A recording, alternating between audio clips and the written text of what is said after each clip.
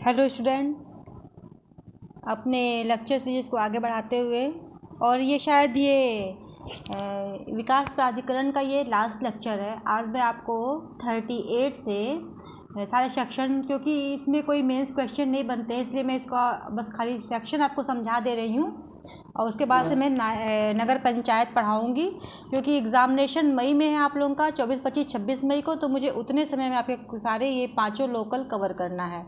तो मैं अब उत्तर प्रदेश पंचायत राज अधिनियम 1947 पढ़ाऊँगी, फिर नगर पालिका पढ़ाऊँगी और फिर मैं किराएदारी पढ़ा के रेवेन्यू पे आ जाऊँगी। रेवेन्यू बड़ा है इसलिए इसको लास्ट में पढ़ाऊँगी। चलिए सेक्शन को प्लीज़ आप लोग क्लियरिफाई कर लीजिए।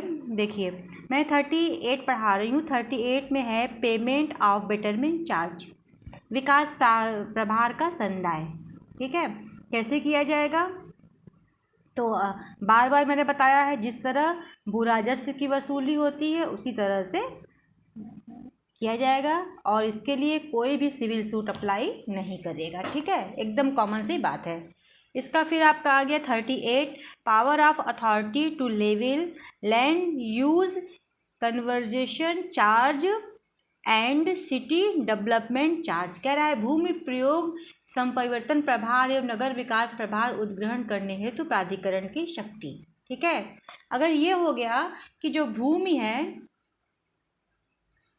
संपरिवर्तन किया गया है, जैसे कि किसी विशेष भूमि का प्रयोग किया जाता है, जैसे कि एक टाउन एरिया डेवलप किया गया, तो हम हाईवे के एकदम बगल में या फिर एकदम अच्छी जगह भूमि लेना चाहेंगे तो उसमें हमको थोड़ा सा अधिक पैसा और चार्ज देना पड़ता है। उसकी बात ये कह रहा है कि उस भूमि को का जब हम वो करेंगे तो उसको विशेष भूमि के रूप में हमको उसका कुछ न कुछ चार्ज लगाने की प्राधिकरण को शक्ति है और हमें अगर हम उस सुविधाएं लेना चाहेंगे तो हमें वो चार्ज देना पड़ेगा। ये 38 करता है।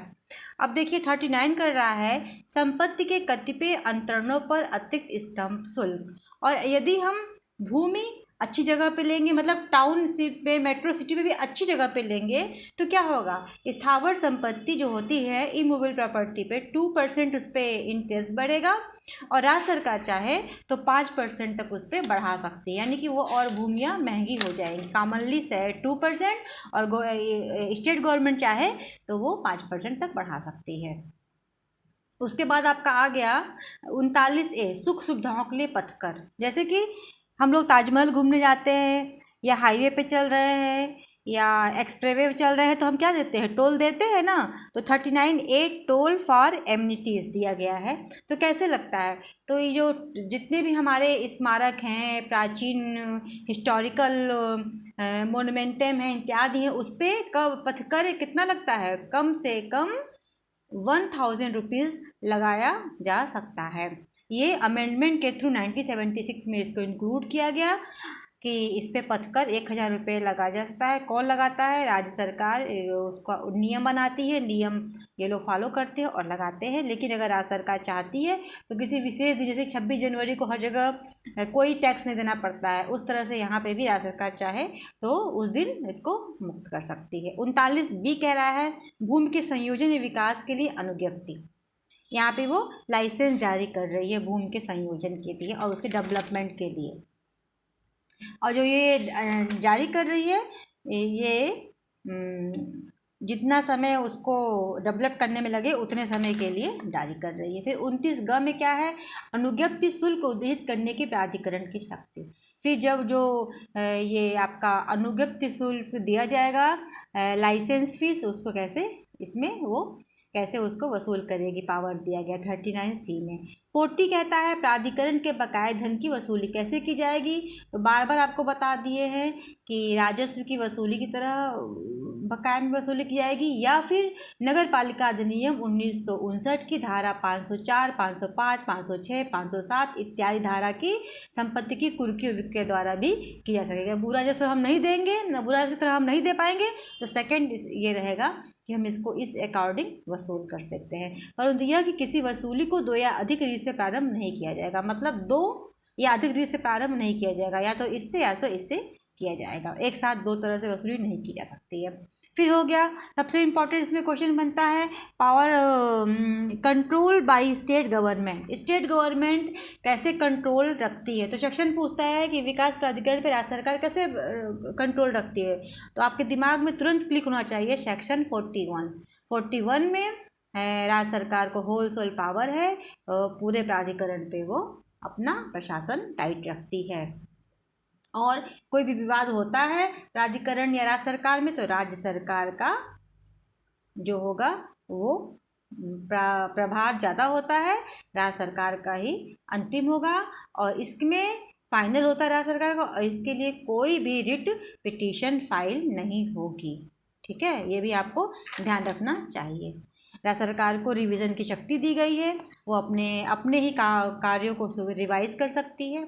42 में कहा गया है रिटर्न और इंसेप्शन, प्राधिकरण जो विवरणी और निरीक्षण भी राज्य सरकार के पास का समय समय पर पूरा उसका डाटा देख सकती है जैसा चाहे। राज्य सरकार ही 41 और 42 के तहत पूरे प्राधिकरण पे ऑक्युपाई करती है, नियंत्रण रखती है, कंट्रोल रखती है, और अगर कोई प्रॉब्लम होता है राज्य सरकार का ही मान्य होती है, फाइनली होता है, और कोई रिट पिटीशन अलाउ नहीं करती। कोई आपको कहे कि राज्य सरकार के अगेंस्ट हम इसमें जाएंगे तो यहाँ पे कोई आपकी पिटीशन लागू नहीं होती है, और जगह लागू होती है यहाँ पे लागू नहीं होती है।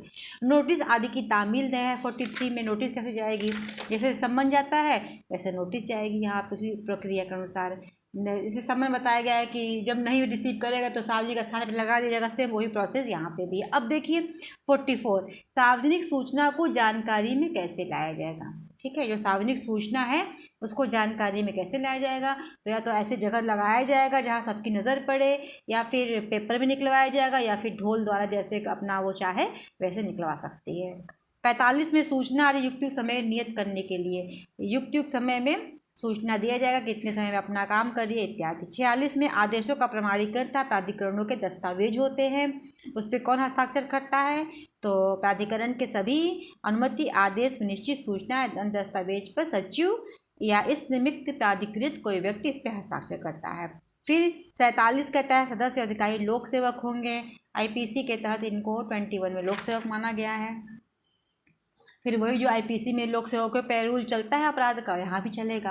48 में न्यायालय की अधिकारता, इसमें बताया गया है कि no court inferior to that the magistrate of the first class, खाली फर्स्ट क्लास मजिस्ट्रेट को इसके विषय में पावर दिया गया है। 49 कहता है अभियोजन की मंजूरी, सैंक्शन ऑफ प्रोसिक्यूशन, ये कहा गया है कि दंडनीय किसी भी अपराध के लिए अभियोजन प्राधिकरण के अध्यक्ष या उसके निमित्त उसके प्राधिकार और अधिकारी की पूर्व मंजूरी के सिवाय संसित नहीं किया जाएगा, यानी कि अभियोजन से पूर्व प्राधिकरण से मंजूरी लेना अनिवार्य है।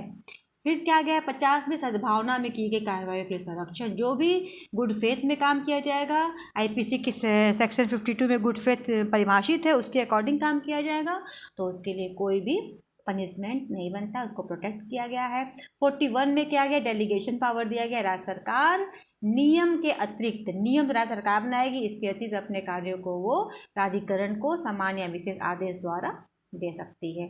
फिर 52 में आपका सेविंग क्लास है, इसको मैंने पहले बता दिया गया। सेविंग क्लास में ये भी दिया गया है कहाँ कहाँ पे अभिकरण लागू नहीं होगा, कैसे कैसे हम उसका करेंगे, मैंने आपको पहले ही इसको पढ़ा दिया है। अब आ गया छूट, राज्य सरकार को कर अधिरोध, राज्य सरकार को पूरी पावर दी गई, तो राज्य सरकार को छूट देने की पावर दी हुई, अपने नियमावली में वो छूट भी दे सकती है। 54 में कहता है कतिपय मामलों में योजनाओं को उपांतरित करना, plan to stand modify in certain cases, कुछ चीज़ों में वो अपने प्लान को मॉडिफाई कर सकती है कि 10 वर्ष के लिए अपना कितने दिन तक करना है इस भूमि का, नहीं तो जो सब कुछ राज्य सरकार पर निर्धारित है, और राज्य सरकार चाहे तो 10 वर्ष को 6 मास के लिए उसको बढ़ा सकती है, ये सब इसमें लिया गया है। फिर 55 में नियम बनाने की शक्ति, राज्य सरकार को हर एक चीज़ पे नियम बनाने की शक्ति दी गई है, और नियम बनाने के बाद उसको पटल पे रखा जाता है राज्य विधानमंडल में, जो पारित होता है, जैसे कि कानून बनता है, सेम वही प्रक्रिया यहाँ पे राज्य सरकार को दी गई है। उसके बाद 56 में विनियम बनाने की शक्ति दी गई, प्राधिकरण को राज्य सरकार के पूर्वानुमोदन से ही, नियम तो राज्य सरकार बनाएगी 55 में, और विनियम रेगुलेशन बनाने के लिए प्राधिकरण ऑथराइज है, लेकिन वो राज्य सरकार के अनुमति से ही बनाएगा। उसके बाद से 57 में उपविधि है, सब लॉ भी बनाने की शक्ति दी गई है, राज्य सरकार के पूर्वानुमोदन से बनाएगा। फिर प्राधिकरण का विघटन, आपको पता है कि भारत ऐसा देश है जहाँ भारत क्या पूरे वर्ल्ड में एक बात है कि किसी भी चीज़ का अगर वो डेवलप्ड होता है तो उसका डिमोलाइजेशन भी होता है, किसी की उत्पत्ति किसी का संहार। तो ये जो विघटन हुए जब पूरा काम हो जाता है तो इसको राज्य सरकार कभी भी जब समाधान हो जाए कि जिस उद्देश्य के लिए प्राधिकरण बनाया गया था वो हो चुका है तो उसको ख़त्म कर सकती है। उसके बाद ख़त्म जिस तिथि से वो इसको ख़त्म करेगी उस तिथि से सारी शक्तियाँ राज्य सरकार में निहित हो जाएंगी। शक्तियाँ मतलब पूरी प्रॉपर्टी, लेन देन, हिसाब सब राज्य सरकार में निहित हो जाएगा। रिपल ये 59 है, ये निरस्त कर दिया गया है, इससे आपसे कोई मतलब नहीं है। तो भैया मैंने आप लोगों को जो मुझे नॉलेज मिला था अपने गुरुजनों से, जो मैंने अपनी शिक्षा ग्रहण की थी, वो मैंने आपको छोटे में विकास प्राधिकरण पढ़ा दिया। अब मैं आप लोगों को कल से पंचायत अधिनियम शुरू करूँगी, 1 हफ्ते में मैं उसको भी ख़त्म कर दूँगी। फिर मैं नगर पालिका शुरू करूँगी और लास्ट में मैं रेवेन्यू बोर्ड पढ़ाऊँगी। आप लोग मेरे चैनल को सब्सक्राइब कीजिए, लाइक कीजिए, शेयर कीजिए और कोई सजेशन देना हो तो मुझे दीजिए।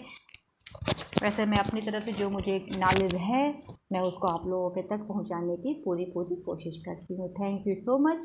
सभी लोग लगे रहिए और आप लोग अपना सिलेक्शन